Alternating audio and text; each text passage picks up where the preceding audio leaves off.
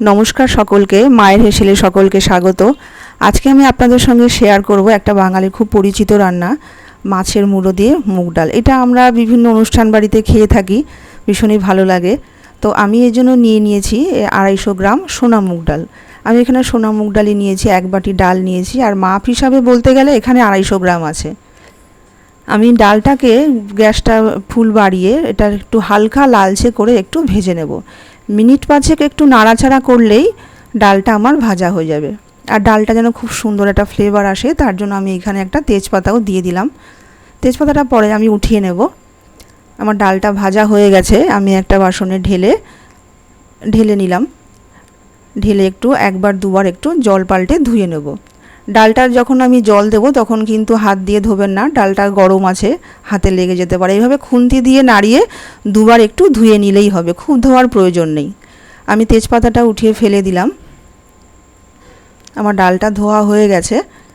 আমি এবার এটা কুকারে ডালটা একটা সিটি দিয়ে সেদ্ধ করে নেব। কুকারে আমি ডালটা দিয়ে দিলাম। আপনারা চাইলে এটা কড়াইতেও সেদ্ধ করতে পারেন, কিন্তু তাতে সময়টা একটু বেশি লাগবে। আমি এখানে যেহেতু 1 বাটি ডাল নিয়েছি, আমি এখানে 3 বাটি জল এখানে আমি দিয়ে দিলাম। জলটা আমি প্রথমেই খুব বেশি দিলাম না, পরে আবার যদি প্রয়োজন হয় তখন আমি ব্যবহার করব। আমি কুকারে একটা সিটি দিয়ে 2-3 মিনিটের জন্য একটু কমিয়ে রেখেছি। দেখুন, ডালটা এমনভাবে সিদ্ধ করতে হবে যেন খুব গলেও না যায়, আবার খুব দানাও না থাকে। আমার ডালটা একটু গাঢ় হয়ে গেছে, পরে আমি জল ব্যবহার করব। আমি এখানে কাতলা মাছের মুড়ো নিয়েছি। একটা গোটা কাতলা মাছের মুড়ো নিয়ে নুন হলুদ মাখিয়ে এটাকে আমি রেখে দিলাম সাইডে। আপনারা চাইলে রুই মাছের মুড়োও কিন্তু এখানে ব্যবহার করতে পারেন। আমি কড়াইটা ভালোভাবে গ্যাসে হাই হিটে গরম করে দিয়ে দিলাম এখানে সর্ষের তেল। 4 চামচ মতন সর্ষের তেল আমি এখানে দিয়ে দিলাম। তেলটা আমার ভালোভাবে গরম হয়ে গেছে। গরম হয়ে গেলে আমি কড়াইতে ভালোভাবে তেলটাকে চারিদিকে মাখিয়ে নেব।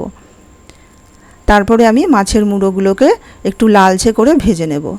এই সময় কিন্তু গ্যাসটাকে আমি মিডিয়াম করেই রাখবো, হাই হিটে করব না, তাহলে মাছের মুড়োটা ওপর দিকটা ভাজা হয়ে যাবে, ভেতর দিকটা আর ভাজা হবে না, কাঁচা কাঁচা থাকবে। আমার মাছের মুড়োগুলো ভাজা হয়ে গেছে। আমি দুবারে মাছের মুড়োটা ভেজে নেব, এইভাবে একটু লালচে করে ভেজে নেব। আমি বাদবাকি মুড়োটাও দিয়ে দিলাম। আমার মাছগুলো পুরো ভাজা হয়ে গেছে, এইভাবে একটু লালচে করে ভেজে নেব।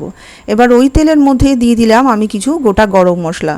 গোটা জিরে দিয়ে দিলাম 1/2 চামচের থেকে একটু কম, দিয়ে দিলাম একটা তেজপাতা, আর দিলাম একটা শুকনো লঙ্কা, আর দিলাম গোটা গরম মশলা। এখানে 2টো এলাচ, দারচিনি আর একটু লবঙ্গ আছে। এলাচটা একটু ফাটিয়েই দিয়েছি। ফোড়ন থেকে যখন সুন্দর গন্ধ বেরোবে তখন আমি এখানে দিয়ে দেবো একটা মিডিয়াম সাইজের কুচনো পেঁয়াজ। আর এখানে দেখুন, আমি একটু আদা রসুন আর কাঁচা লঙ্কা নিয়েছি, এটাতে আমি মিক্সিতে পেস্ট করে নেব। আমার পেঁয়াজটা একটু ভাজা হোক।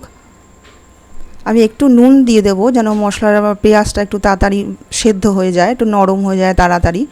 গ্যাসটা কিন্তু আমি মিডিয়ামই থাকবে, গ্যাসটা আমি বাড়াবো না। আমি ঝালের জন্য নিলাম কাঁচা লঙ্কা আর 1 ইঞ্চি মতন আদা আর কয়েকটা 4-5টা মতন রসুন। আমি এটাকে ভালো করে একটু মিক্সিতে পেস্ট করে নেব। ততক্ষণে আমার পেঁয়াজটাও ভাজা হয়ে গেছে।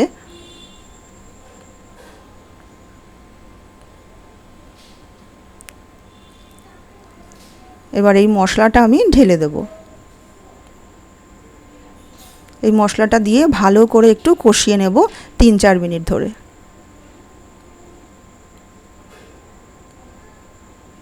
ভালো করে একটু মিশিয়ে নেব। মেশানো হয়ে গেলে আমি এখানে কিছু গুঁড়ো মশলা ব্যবহার করব। দিয়ে দিলাম 1/2 চামচ ধনের গুঁড়ো, 1/2 চামচ জিরের গুঁড়ো,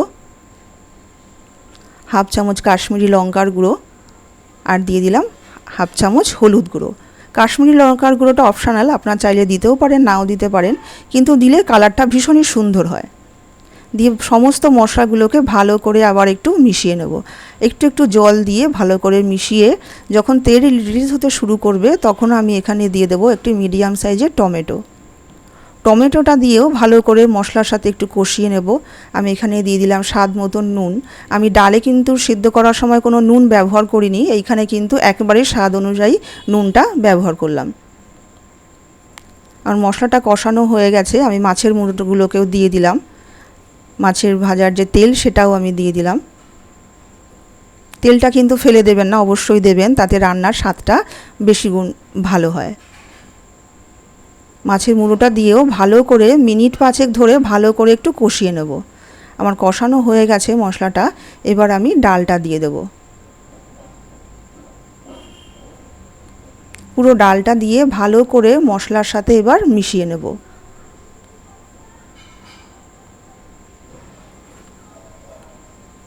এই ডালটা কিন্তু খুব পাতলা হয় না, একটু গাঢ়ই হয়, তবু আপনাদের পরিমাণ অনুযায়ী আপনারা জলটা ব্যবহার করবেন। আমি এখানে একটু জল ব্যবহার করব। আমি এখানে উষ্ণ 1.5 কাপ মতন গরম জল ব্যবহার করব। আমার ডালটা একটু বেশি গাঢ় হয়ে গেছে। জলটা কিন্তু উষ্ণ গরম জলই দেবেন, ঠান্ডা জল দেবেন না, তাহলে রান্নার স্বাদটা কিন্তু সম্পূর্ণই নষ্ট হয়ে যায়। আমি জলটা দিয়ে আর একটু ভালো করে মিশিয়ে নেব। আর এখানে ব্যালেন্সের জন্য দিলাম একটুখানি চিনি, 1 চিমটি মতন চিনি দিলাম। চিনিটা কিন্তু অবশ্যই দেবেন, তাতে রান্নার স্বাদটা কিন্তু ভীষণই ভালো হবে। তারপর গ্যাসটা বাড়িয়ে আমি ডালটাকে সম্পূর্ণ ফুটতে দেব। 6-7 মিনিট মতন ভালো করে ফুটিয়ে নেব। ফোটানো হয়ে গেলে আমি এখানে দিয়ে দিলাম একটু গরম মশলা, 1 চামচ ঘি, আর দিয়ে দিলাম কয়েকটা কাঁচা লঙ্কা। আমার রান্নাটা কিন্তু মোটামুটি কমপ্লিট হয়েই গেছে, সার্ভ করবার জন্য পুরো রেডি। আমরা কিন্তু যে কোনো অনুষ্ঠান বাড়িতে এই রান্নাটা কিন্তু প্রায়শই খেয়েই থাকি, আর আমাদের কিন্তু ভীষণই ভালো লাগে। তো বন্ধুরা, আমার রান্নাটা যদি ভালো লেগে থাকে লাইক করবেন, শেয়ার করবেন, আর কমেন্টে জানাতে ভুলবেন না কেমন লাগলো। আমার চ্যানেলটাকে সাবস্ক্রাইব করবেন। আজ এইটুকুই, নমস্কার।